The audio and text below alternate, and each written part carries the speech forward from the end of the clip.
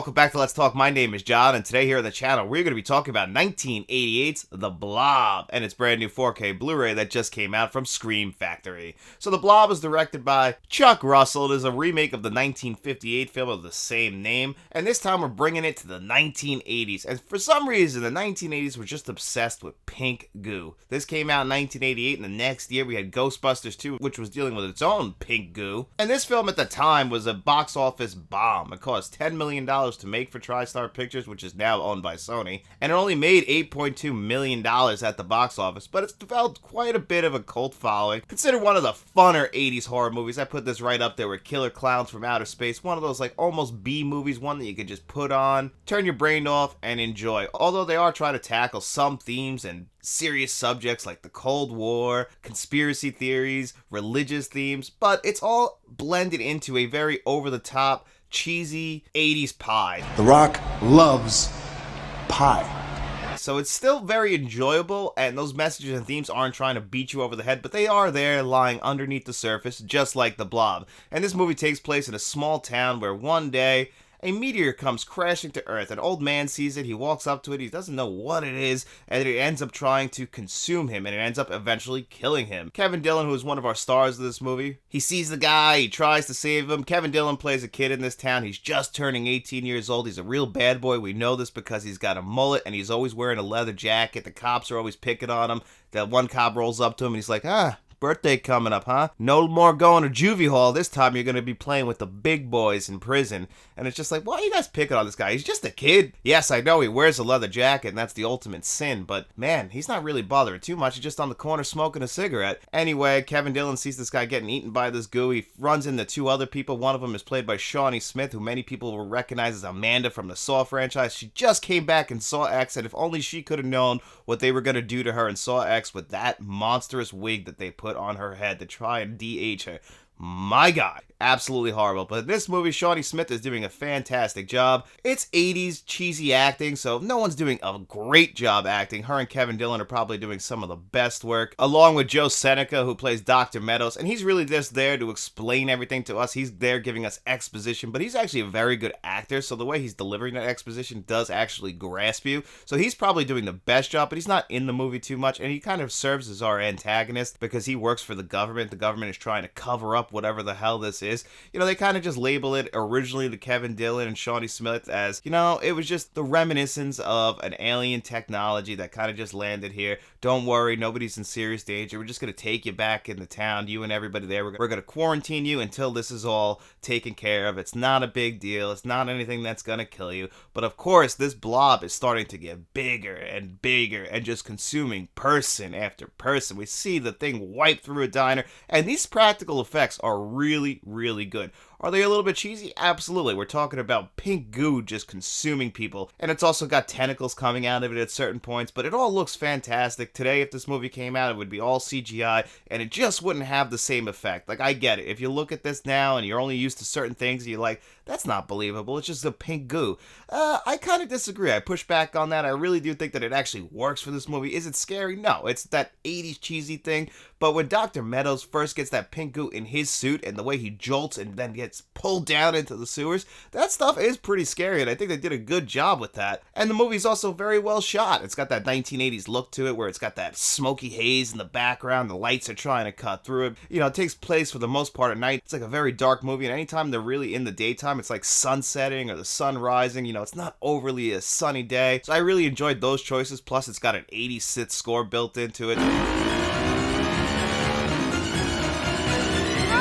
So I'm a sucker for that. So this has a lot of boxes that it checks for me from the 1980s. I'm a huge 1980s film fan. I have to be honest, it's still very much an 80s cheese fest. That does build up to a very satisfying conclusion, but it's not the greatest film you're ever gonna see. This is like kind of B or C tier horror from the 1980s. It's something you can turn your brain off and enjoy. And even though they're trying to hit those messages and themes, you know, it's not really something that's a huge part of this movie. You're really there just to get entertained. And for that, I think this movie works. I think they had more ambition for this movie, but I just don't think that they were able to nail what they were trying to do. Now, this is kind of topical today, especially with conspiracy theories, but just because they don't really come back to that so much. And even though they try to close the loop of that at the very end of this movie, I still don't think that works necessarily. This isn't one of my personal favorites from the 1980s, but it is definitely one that I can revisit every few years. And if you haven't seen it, it's definitely worth giving it a try. It's not the greatest film you're ever going to see. It's not even the greatest 80s horror film you're going to see, but it's definitely one that you could turn on during spooky season, maybe like a Saturday afternoon or Saturday night with your significant other, and you guys could enjoy yourself. Maybe laugh at some of the over-the-top cheesiness. I mean, there's not too many movies that involve a snowmaking machine, so you have to appreciate the film just for that. So I could definitely recommend the film, and if you do want to check out this film, maybe you want to check out this new Scream Factory 4K Blu-ray that we're going to talk about right now. But before we dive into that, if you are a fan of 4K Blu-ray reviews, movie reviews, lists, podcasts, and sometimes shorts, then this is the channel for you. And nothing would help this channel out more than by you simply liking this video and subscribing to the channel. Do you suppose an army of guys in plastic suits show up every time a meteor falls? Here it is, the Blob on 4K Blu-ray, thanks to Scream Factory. They had actually previously released a Blu-ray back in 2019, but that previous Blu-ray is not included with this because the people who did this new 4K scan is Sony Pictures of all companies. TriStar is owned by Sony, so I guess that's not too much of a surprise, but Scream Factory didn't do the new scan themselves. It was done by Sony, and if you guys know anything about Sony, Sony does some of the best 4K transfers out there, and this one is no different. For a movie like this, a cult following movie, it did not deserve this beautiful 4K upgrade. I am not complaining though. I just did not expect a movie like this to look this good. This is a 1980s cult hit. It is nothing more than that. It's not a box office smash, and Sony just has some of the best technology out there, and the visuals, I can't even hold it back, are just stunning. Now, on Blu-ray.com, it says that it only has HDR10, but on the disc, it says Dolby Vision. On the back of the box, it says Dolby Vision. And when I tested it out on two 4K players, it said that it was reading Dolby Vision, which leads me to believe that it does have Dolby Vision on it. So visually, this is just absolutely stunning. That was the thing that blew me away the second I was watching it. Even the opening credits, they have those purple opening credits, purple and black opening credits, and that stuff is just coming right at you. And then as we get into the town, you're looking at it, and everything is just so vibrant. And, you know, we got a little bit of film grain, nothing too serious, nothing that's going to overwhelm us. It's actually probably the perfect amount of film grain that you need for this. And everyone's skin looks natural. The hair on Kevin Dillon, like you can actually see whatever hair product he's using, or if it's just water or whatever, you can just see it in his hair. And then once we see the pink blob, all that stuff looks just absolutely stunning. Of course, you could probably see the flaws in the practical effects. That's one thing that 4K definitely overexposes now. It's the same thing with CGI. They never intended for these movies to be seen in this high visual quality, so it's kind of exposing some of those movie magic moments that we definitely wouldn't have noticed back in the 80s, or if you watch this on VHS in the 1990s. That's one flaw of the 4K, but it's really something that you have to deal with, and it's not a big deal at all because, again, absolutely stunning. Anytime you see the police car sirens, it just, I mean, my God, it looks like you're there. Like the red spinning of that light, I'm like, oh, I haven't seen anything like that since Maniac Cop 3. And Maniac Cop 3, I think, is one of the best 4K Blu-rays out there. And this is right up there visually. I mean, just bringing this to 4K, this movie has just never looked better. I can go on and on about it.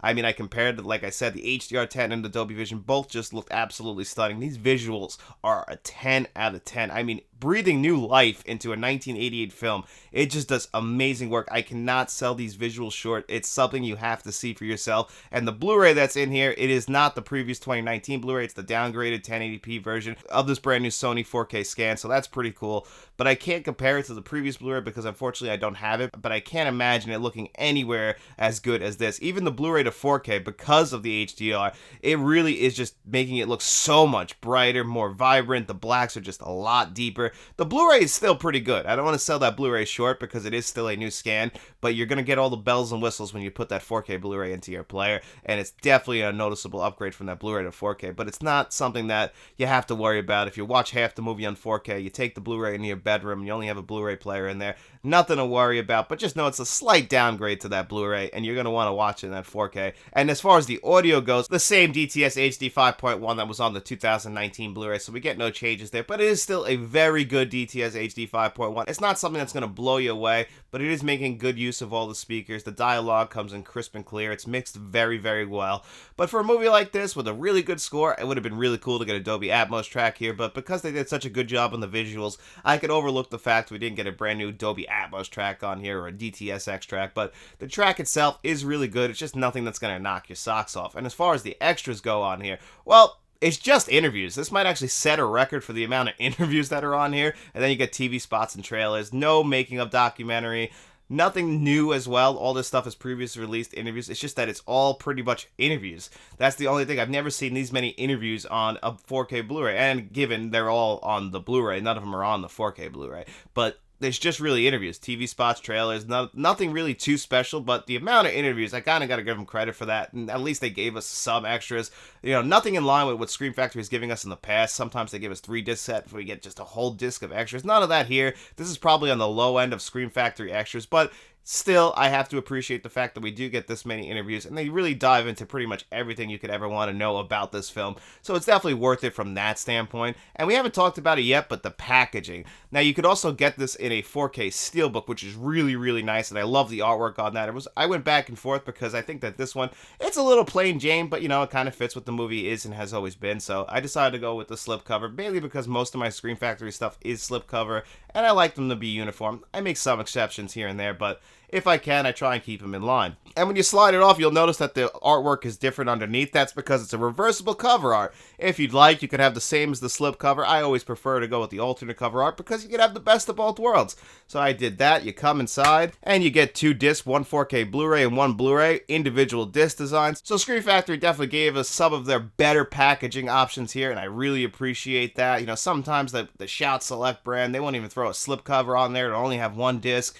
But to have a slip cover, alternate cover art, 2 discs with individual disc design on it, they definitely went all out on the packaging, and I have almost no complaints about that, so I could really appreciate it for that. And overall, Scream Factory definitely knocked it out of the park with this one, given Sony did the visuals on this 4K transfer, but still, if Scream Factory is going to team up with anyone doing transfers, I would prefer it to be Sony, and the visuals on this are a 10 out of 10. The audio is still really good. The extras, you know, not the greatest of extras, but they're still pretty damn solid. The packaging is great, so overall, I have to give the Scream Factory release of the Blob a solid 9 out of 10. I can highly recommend it. But if you haven't seen the Blob and you just want to check it out on streaming, I can also recommend it for that. Just know it's not something that's going to knock your socks off, but it is definitely a good time, something you could sit there, laugh with your buddies or your significant other, and just enjoy yourself. That's really all this movie is just fun, is the best way to describe it. But anyway, guys, that's going to do it for me here today on another episode of Let's Talk. If you enjoyed this video and you want to see more 4K Blu-ray reviews, nothing helps this channel out more than by you just simply liking this video, subscribing to the channel, getting out in those streets, don't go to a town where the Blob is, and tell your friends about us, and we will be seeing you around.